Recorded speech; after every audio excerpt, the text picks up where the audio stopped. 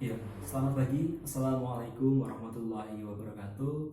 Salam sejahtera untuk kita semua. Baiklah anak-anak, untuk memulai kegiatan pembelajaran pada pagi hari ini, marilah kita berdoa sesuai dengan agama dan kepercayaan kita masing-masing. Berdoa disilakan. Berdoa cukup. Nah, gimana anak-anak kabarnya pada pagi hari ini? Ya, semoga selalu diberikan perlindungan dan kesehatan oleh Allah Tuhan Yang Maha Esa. Amin. Adakah yang masih ingat minggu lalu kita belajar tentang apa? Ya, benar sekali bahwasanya minggu lalu kita sudah belajar tentang perlawanan bangsa Indonesia terhadap bangsa-bangsa penjajah di Indonesia. Nah, ada yang tahu kenapa bangsa Indonesia ini melakukan perlawanan? Ya, tepat sekali bahwasanya perlawanan-perlawanan tersebut dilakukan karena tindakan semena-mena yang dilakukan oleh pihak penjajah, mulai dari tindakan diskriminatif, kemudian ketidakadilan yang menyebabkan bangsa Indonesia ini mengalami penderitaan yang cukup pelik. Nah, kondisi sosial ekonomi rakyat pun semakin memprihatinkan akibat dari penindasan kaum penjajah, kekejaman kolonialisme dan imperialisme Eropa pada saat itu. Nah, anak-anak, ternyata penjajahan bangsa Belanda ini juga memberikan dampak yang secara langsung terhadap kehidupan bangsa Indonesia pada saat itu, dan bahkan sampai saat ini kita juga masih merasakannya. Nah, untuk itu pada hari ini kita akan belajar tentang bagaimana dampak-dampak penjajahan bangsa Barat di Indonesia dalam berbagai bidang kehidupan.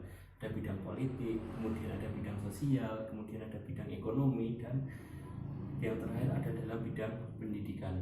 Baik anak-anak, adakah yang tahu bagaimana kondisi kehidupan bangsa Indonesia pada masa penjajahan?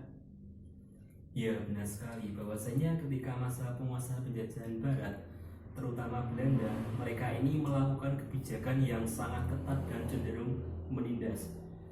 Nah, pemerintah kolonial Belanda ini menjalankan politik adu domba untuk memecah belah persatuan bangsa Indonesia pada saat itu.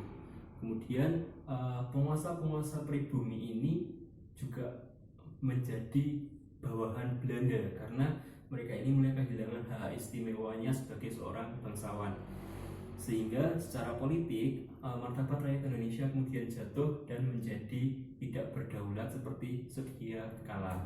Nah, kemudian dari bidang ekonomi juga mengalami perubahan yang cukup signifikan. Salah satunya ialah tanah-tanah milik raja ini kemudian berubah status kepemilikannya menjadi tanah milik pemerintah kolonial. Nah, dari sini pemerintah kolonial kemudian menerapkan yang namanya sewa tanah.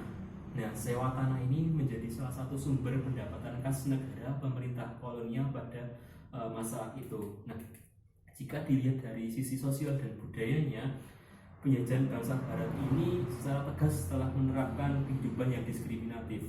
Kaum pribumi, ataupun rakyat Indonesia ini dipandang sebagai golongan yang paling rendah, sehingga membawa konsekuensi bahwa budaya Indonesia juga dipandang sebagai budaya yang paling rendah. Nah, pandangan ini sengaja dimunculkan oleh pemerintah kolonial atau pemerintah Eropa untuk menjatuhkan martabat Indonesia pada saat itu yang memang sedang terjajah oleh bangsa-bangsa Eropa yang ada di Indonesia. Nah, seperti itu. Namun memasuki abad ke-20, ketika politik kolonial ini memasuki era baru, memasuki babak baru, di sini mulai diterapkan kebijakan politik etis. Salah satunya ialah dalam bidang pendidikan. Nah, di era politik etis ini dikembangkan program pendidikan. Nah, program pendidikan ini ternyata tidak hanya ditujukan untuk kaum bangsawan Belanda, tapi juga ditujukan untuk rakyat pribumi, namun harus dengan syarat-syarat tertentu agar dapat menempuh pendidikan yang disiapkan oleh pemerintah kolonial Belanda tersebut.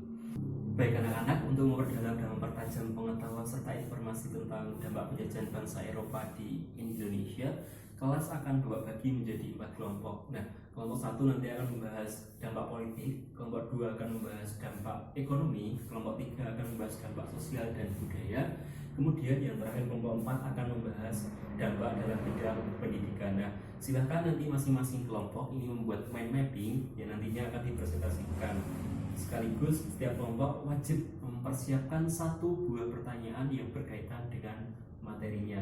Nah, untuk waktu diskusi, Bapak berikan waktu 8 menit dari sekarang.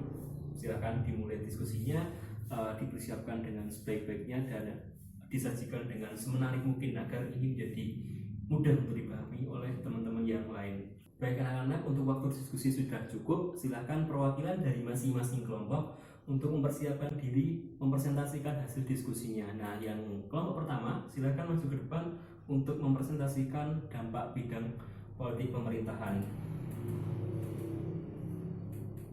Ya, bagus sekali presentasi yang diberikan oleh kelompok 1. Nah, secara garis besar ada beberapa poin dampak bidang politik pemerintahan pada masa penjajahan Eropa di Indonesia. Yang pertama, adanya intervensi politik di mana penguasa kolonial ini ikut campur tangan dalam pergantian kekuasaan di lingkungan kerajaan. Nah, kemudian yang kedua, munculnya dualisme pemerintahan, yaitu antara pemerintahan Eropa dan pemerintahan pribumi. Kemudian yang ketiga, terjadi pembaharuan dalam bidang politik dan administrasi pemerintahan di Indonesia. Dan selanjutnya ketika masa Raffles, mereka mulai memperkenalkan yang namanya sistem pemerintahan modern yang rasional untuk menggantikan sistem pemerintahan feodal yang ada di Indonesia pada masa itu. Nah, tepuk tangan untuk kelompok 1. Baik, selanjutnya kelompok 2 silakan mempresentasikan hasil diskusinya. Ya, benar. Benar sekali bahwasanya perubahan sistem pemerintahan ternyata memberikan dampak juga terhadap perubahan sistem perekonomian di Indonesia. Pada masa penjajahan bangsa Barat, mereka ini mulai membangun jaringan-jaringan transportasi, mulai dari jalan raya pos, kemudian jalur kereta api, kemudian ada pelabuhan. Nah, jaringan transportasi ini dibangun guna mempermudah dalam penyampaian informasi. Saat itu juga dibangun yang namanya kantor pos. Nah, kantor pos ini yang nantinya akan menjadi penyalur informasi dari satu tempat ke tempat yang lain dengan waktu yang cepat karena sudah terbangunnya link ataupun jaringan transportasi tersebut. Nah, dengan terbangunnya jaringan transportasi ini secara tidak langsung juga membawa kemunculan terhadap perdagangan bebas di Indonesia pada saat itu. Nah, di satu sisi dampak dalam bidang ekonomi yang memberikan keuntungan untuk bangsa Indonesia ialah bangsa Indonesia di sini mulai mengenal akan tanaman-tanaman yang mempunyai nilai jual di pasaran-pasaran dunia atau di pasaran-pasaran Eropa. Nah, seperti itu. Nah, tepuk tangan untuk kelompok 2. Selanjutnya, kelompok 3 silahkan maju ke depan dan silahkan dipresentasikan dampak dalam bidang sosial budaya. Ya, benar sekali yang dikatakan oleh penyaji dari kelompok 3 bahwasanya ketika masa penjajahan kehidupan di Indonesia ini cenderung diskriminatif, di mana budaya Indonesia dipandang menjadi budaya yang paling rendah. Hal ini digunakan untuk menjatuhkan martabat bangsa Indonesia pada saat itu. Nah, ketika masa penjajahan Belanda ataupun penjajahan bangsa Barat, budaya-budaya feodal ini mulai dihapuskan. Penguasa pribumi mulai kehilangan statusnya sebagai bangsawan dan kehilangan hak istimewanya.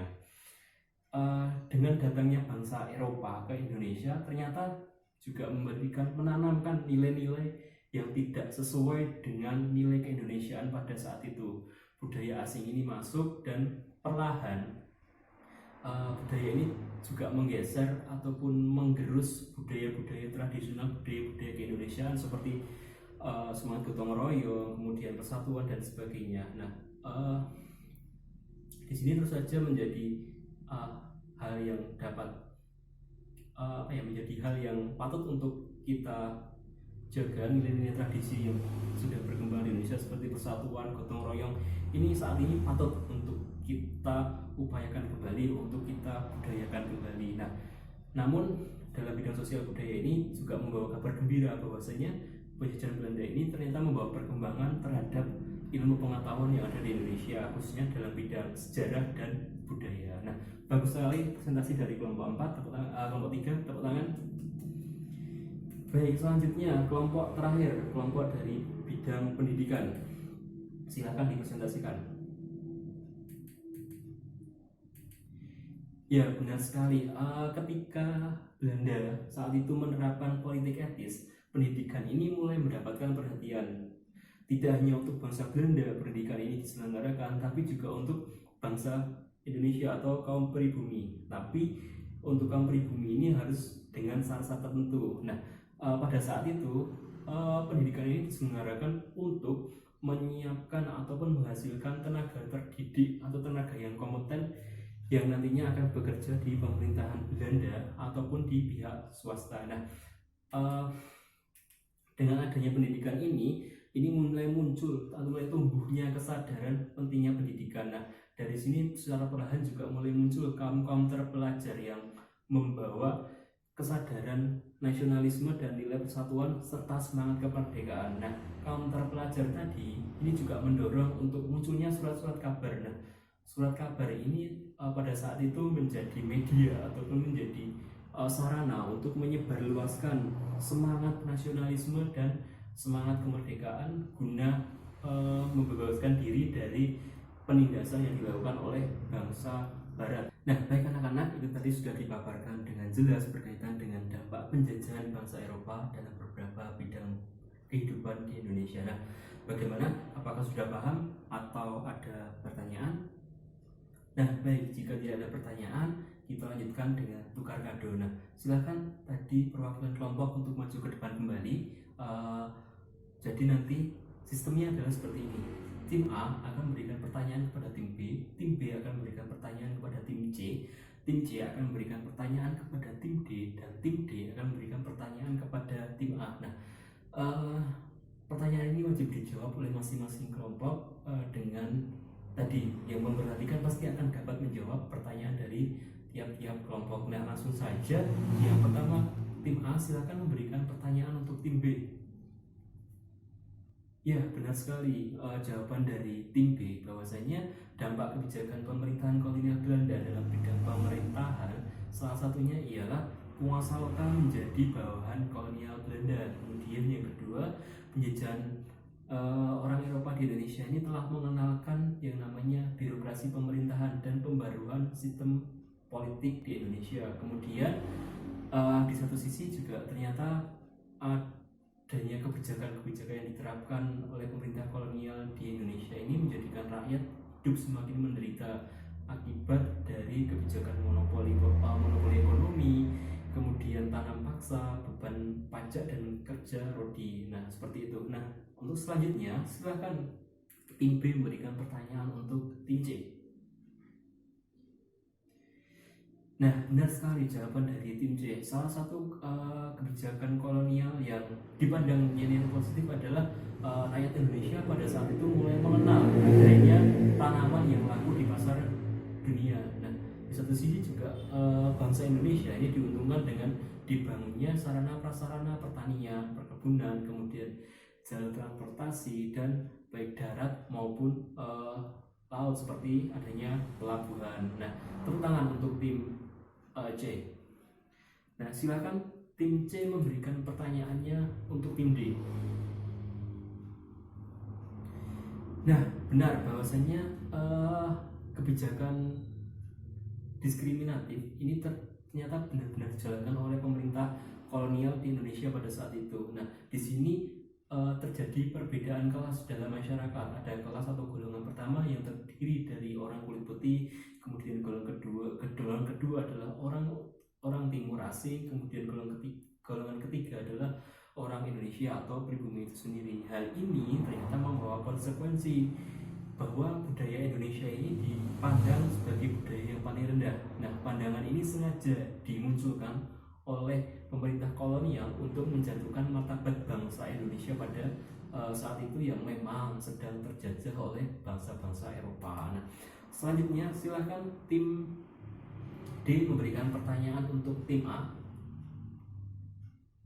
Ya, benar bahwasanya dengan diterapkannya politik etis di Indonesia khususnya dalam bidang pendidikan, di sini mulai berkembang yang namanya program pendidikan. Nah, pendidikan ini juga ditujukan tidak hanya untuk orang Belanda, tapi juga ditujukan untuk rakyat pribumi. Nah, dengan adanya pendidikan ini kemudian perlahan mulai melahirkan yang namanya kaum terpelajar. Nah, kaum terpelajar ini yang secara perlahan menjadi motor penggerak untuk memunculkan semangat nasionalisme dan kemerdekaan bagi bangsa Indonesia pada saat itu. Nah, ya terima kasih untuk keempat tim. Tepuk tangan untuk teman-teman kalian. Nah, baik, itu tadi sudah dijelaskan, sudah dipaparkan, kita sudah mempelajari bagaimana dampak penjajahan bangsa Eropa di Indonesia di berbagai bidang. Nah, sebelum kita mengakhiri kegiatan pembelajaran pada pagi hari ini, ada yang bisa memberikan kesimpulan atas materi yang sudah kita bahas? Ya, benar sekali bahwasanya dengan cara kekerasan dan perang melalui kontrak dan atau perjanjian dengan penguasa lokal, atau bahkan dengan tipu muslihat, akhirnya Kepulauan Indonesia ini berada di bawah kekuasaan Belanda. Dan pada masa ini adanya bangsa Eropa ataupun penjajahan kolonial ini memberikan dampak yang begitu luar biasa terhadap perkembangan kehidupan bangsa Indonesia pada saat itu, bahkan hingga pada hari ini. Nah, terima kasih atas pendapat yang diberikan. Untuk selanjutnya, adakah yang mau berpendapat tentang nilai hikmah yang dapat kita ambil dari pembelajaran hari ini? Ya, benar sekali. Salah satu nilai hikmah yang dapat kita ambil ialah di balik berbagai kekejaman penjajahan Belanda, ada hikmah di balik penderitaan rakyat, yakni salah satunya ialah munculnya rasa nasionalisme dan beberapa pembangunan sarana dan prasarana yang sampai sekarang masih ditiru dan dikembangkan di Indonesia. Nah, di samping perkembangan pendidikan yang saat itu turut untuk menggerakkan semangat nasionalisme bangsa Indonesia. Nah, untuk minggu depan silahkan dipersiapkan materi tentang Sumpah Pemuda. Nah, sebelum Bapak mengakhiri pembelajaran pada pagi hari ini, marilah kita berdoa sesuai dengan agama dan kepercayaan kita masing-masing. Doa syukur disilahkan. Cukup sekian dari Bapak, banyak kurangnya mohon maaf. Wassalamualaikum warahmatullahi wabarakatuh.